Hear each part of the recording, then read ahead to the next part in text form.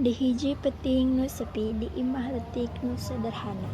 Semar keur ningali kaayaan paon.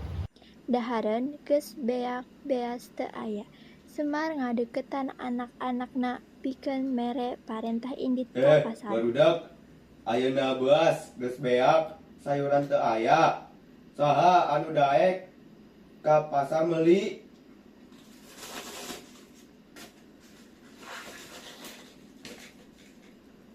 Muhun Bapak, abdi daek indit.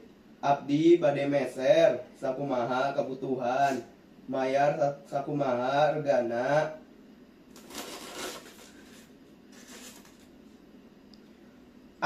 Gareng mah sok teu bisa nawarkeun. Ari abdi mah pinter, pasti bisa menang satengah harga.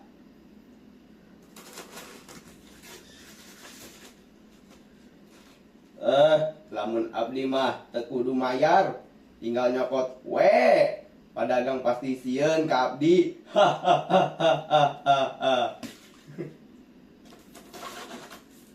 Semar nyawang barudakna kalayan prihatin. Nyadarieun lamun teu diajar jujur, maranehna bakal cilaka. Barudak, ulah sok hayang murah teuing komo deui haram. Lamun hayang meuli kudu jujur. Ayeuna indit ka pasar sing lampahna bener.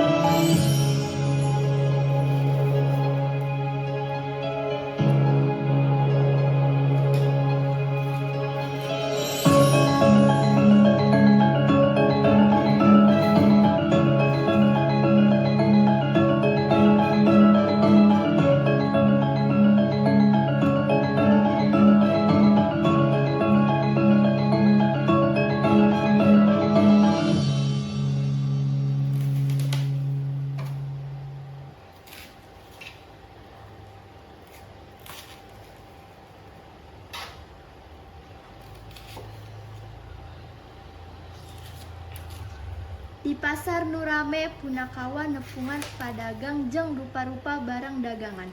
Aya sayur seger, buah, jeung bumbu dapur. Maranehna silih coba meser kalayan cara masing-masing. Mangga, ieu sayuran seger, hargana 10 kepeng sakiketna. Aduh, ieu mah mahal. Abdi meser satengah, mayarna sakeping wungkul. Teu tiasa kitu Kang, hargana geus pas. Nya atuh, teu abdi meser. Teu merenah.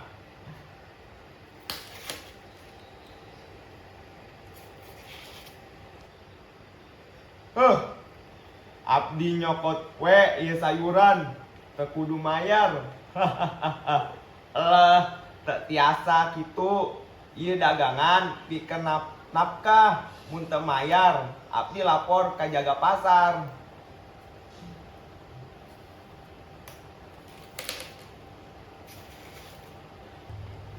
Wilujeng enjing Pak Padagang, upami kersa abdi bade meser sabaraha harga nu leresna?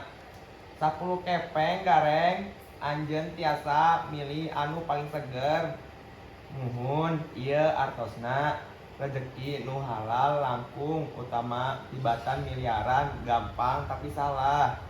Atur nuhun gareng, anjeun teh jalma jujur, mugi rezekina berkah.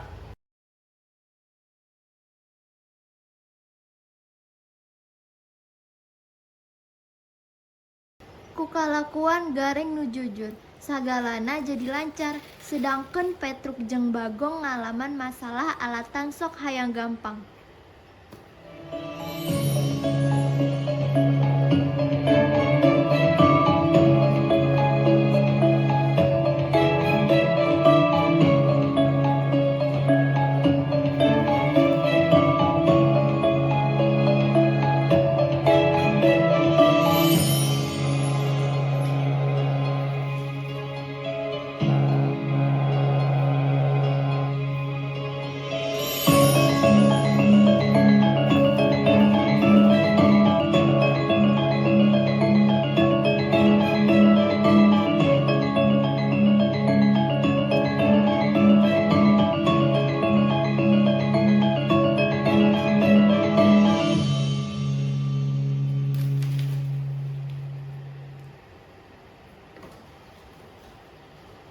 Sanggeus di pasar punakawan balik deui ka imah Semar.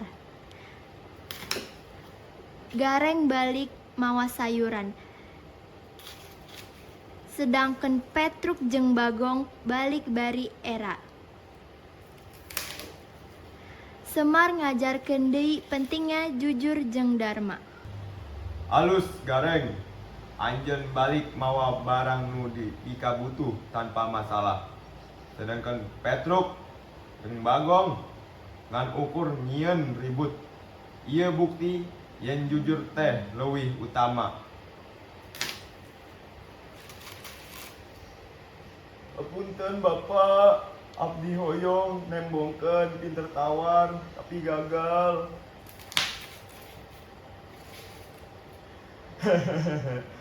Abdi mah hoyong menang gratis, tapi malah dikeplak pedagang. Muhun Bapak, abdi ngan ukur ngalakukeun anu leres. Jujur teh leuwih sae tibatan ngabobodo. Ingat barudak, rezeki halal teh leuwih berkah.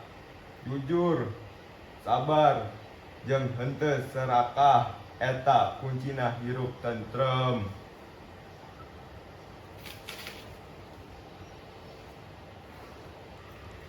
Kitu carita gareng sok jujur. Ti dieu urang tiasa diajar yang jujur teh leuwih mulia tibatan licik atawa hayang menang gampang. Rezeki halal bakal mawa rahmat, jeung jalma jujur bakal sok dipikah hormat ku balarea.